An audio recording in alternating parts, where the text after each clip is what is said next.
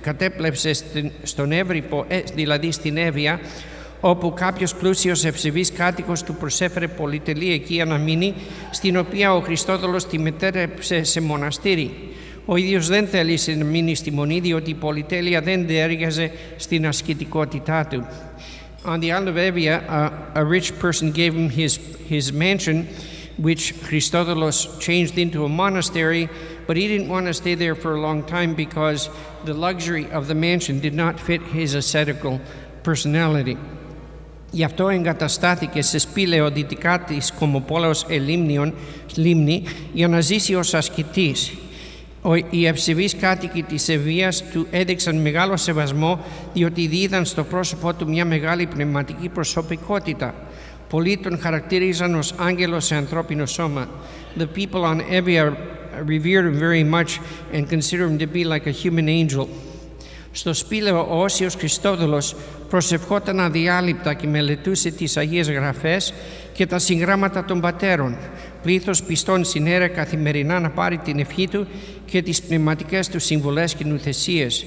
Παρά τον κόπο και τις ατέλειωτες ώρες που αφιέρωνε να δεχθεί τους επισκέπτες του, ποτέ δεν δυσφορούσε και δεν άφηνε κανένα να μην τον δεχθεί. And a multitude of believers crowded daily to receive his blessing and his spiritual counsels, and despite the toil and his unending hours that he dedicated to receive the visitors, he never grumbled and he always received everyone. Εκεί συνέταξε το 1093 τη Διαθήκη και τον κωδικελό του. Μάλιστα η Διαθήκη του, για να έχει ισχύ και κύρος, κάλεσε 7 αξιωματούχους της Επισκοπής Ευρύπου, της Χαλκίδος δηλαδή, για να την υπογράψουν. And so he made his will, you might say, and he called 10 rulers of the era, 10 leaders of the era to sign it so that the document would have validity. Τη διαμονή του Οσίου Χριστοδόλου στον Εύρυπο, τη βιωτή του και την κοίμησή του μας την περιγράφει λεπτομερώς ο Μητροπολίτης Ρόδου Ιωάννης στο έργο του «Βίος και πολιτεία του Οσίου Πατρός ημών Χριστοδούλου». Λίγο πριν αποδημήσει από αυτόν τον κόσμο, προαισθάνθηκε το θάνατό του και συγκέντρωσε τους υποτακτικούς τους, τους οποίους τους ανακοίνωσε την κοίμησή του. Μάλιστα τους διαβεβαίωσε ότι οι Αγαρινοί δεν θα καταλάβουν τα νησιά. Τους παρήγγειλε επίσης ότι ήθελε να μεταφέρουν τα λείψανά τους στην Πάτμο. Κοιμήθηκε ειρηνικά στις 16 Μαρτίου του 1093. Στην βιογραφία του Οσίου αναφέρεται και η ανακομιδή του ιερού του Λειψάνου και η μεταφορά του στην Πάτμο.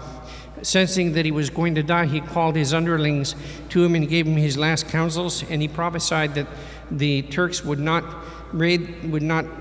remain on the islands, and he asked that they take his relic back to the monastery of Patmos after his repose.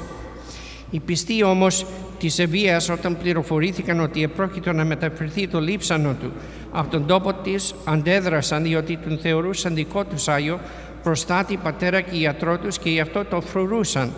Όμως κάποια νύχτα οι υποτακτικοί του το σήκωσαν στους ώμους τους, χωρίς θόρυβο επιβιβάστηκαν σε πλοίο και έφυγαν για την Πάτμο, όπου το τοποθέτησαν στη Ιερά Μονή Αγίου Ιωάννου του Θεολόγου, την οποία έκτισε ο Όσιος. Εκεί παραμένει ως τα σήμερα, άφθορο να ευωδιάζει και να θαυματουργεί. So the people of Evia, when they found out that they were going to transfer his relic, didn't want them to take the relic from there, so they started guarding the relic of the saint so that no one would be able to take it. But late at night, one night, some of his disciples managed to get it and take it on a ship quietly and take it to Patmos, where it exists to this day. Δεν το αναφέρει εδώ πέρα, αλλά υπάρχει ένα ενδιαφέρον περιστατικό που ένας Πορτογαλός βασιλιάς ευλαβούσε τον Άγιο, πήγε, το προσκύνησε και είπε ότι όσο χρυσό θέλουν μπορεί να δώσει στους μοναχούς να του δώσουν ένα τμήμα από το λείψανο του Αγίου, το οποίο, όπως είπαμε, είναι άφθαρτο. Οι μοναχοί του απάντησαν ότι και όλο το χρυσό του κόσμου να μας δώσετε, εμείς δεν μπορούμε να κόψουμε το λείψανο του Αγίου. Και έτσι προσπάθησε ο Πορτογαλός βασιλιάς να το κάνει με δόλιο τρόπο. Οπότε είπε σε μια ομάδα δικούς τους να πάνε δήθεν να προσκυνήσουν και να πάει ένας να προσκυνήσει το χέρι του Αγίου και την ώρα που το προσκυνάει να κόψει το δάχτυλο, την αντίχειρα του Αγίου και να το πάρει. Έτσι έκαναν λοιπόν, αλλά όταν επιβιβάστηκαν στο πλοίο έπεσε τόσο μεγάλη θαλασσοταραχή που κατάλαβε ο βασιλιάς ότι ο Άγιος δεν θέλει να αφήσει το δάχτυλό του και αναγκάστηκε να φέρει πίσω το δάχτυλό του πίσω στο μοναστήρι και την ώρα που το έβαζε πίσω στη θέση του τότε σταμάτησε η θαλασσοταραχή. So it doesn't mention it here, but there's an interesting event from the life of Saint Christodoulos where a Portuguese king went and venerated the saint, and he was so moved that he wanted to get a relic of the saint. So he asked the monks, he said, "Tell me how much gold you want, and just give me a little relic of the saint to take with me." And the monks responded that even if you would give us all the gold in the world, we cannot cut the relic of the saint, which was incorrupt. So the king decided to try and do it in a sneaky way. He told a group of his followers to go supposedly to venerate the saint, and when one of them is venerating the hand, to bite a finger off of the saint, the thumb, and to take it. So that's what they did. But when they got onto the boat to leave the ship, a big sea storm came to the point where the king realized that the saint doesn't want his finger to go to Portugal, so he was forced to bring back the finger, and when they were putting the finger back in its place, that's when the sea storm stopped. Κάνει πάρα πολλά θάματα. Οι μοναχοί στην Πάτμο μου είπαν ότι ώρες έτρεχε μύρο σε τέτοιο βαθμό που ξεκινούσε από τη μουνή που είναι πολύ ψηλά και κατέβαινε έως κάτω.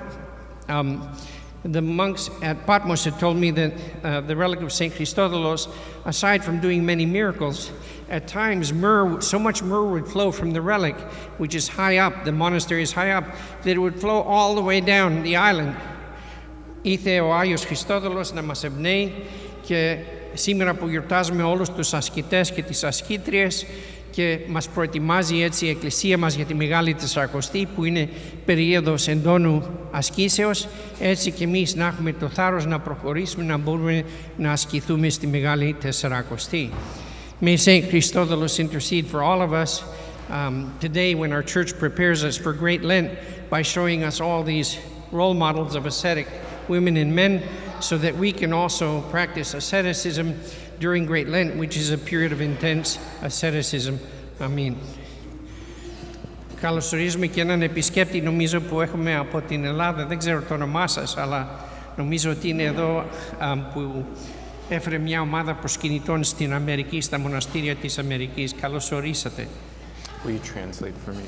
This afternoon at 2 o'clock, the Philoptochos is having their monthly luncheon, and we have a special guest today who will be speaking to the group about when you have surgery and you have to go to rehabilitation, the options other than just going to whatever rehabilitation center the hospital has. Because you will find out that because it's paid for insurance, you can go to one of the Christian care centers here in the Lehigh Valley, like Holy Family Manor, and insurance covers it just as much as it would at the local hospital rehab center. Anyways, if you're interested in learning more, please come to Philoptochos today. Στις 2 η ώρα έχουμε το μηνιαίο γεύμα της Φιλοπτόχου και θα έχουμε έναν ιδιαίτερο ομιλητή ο οποίος θα μιλήσει για τις διάφορες επιλογές που έχετε άμα κάνετε εγχείρηση και χρειαζόσαστε να πάτε σε rehab.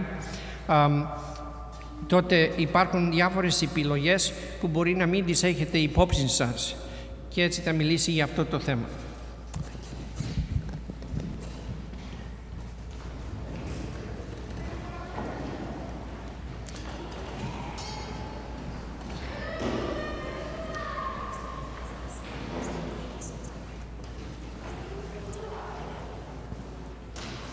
Well, we didn't start at 9. We didn't.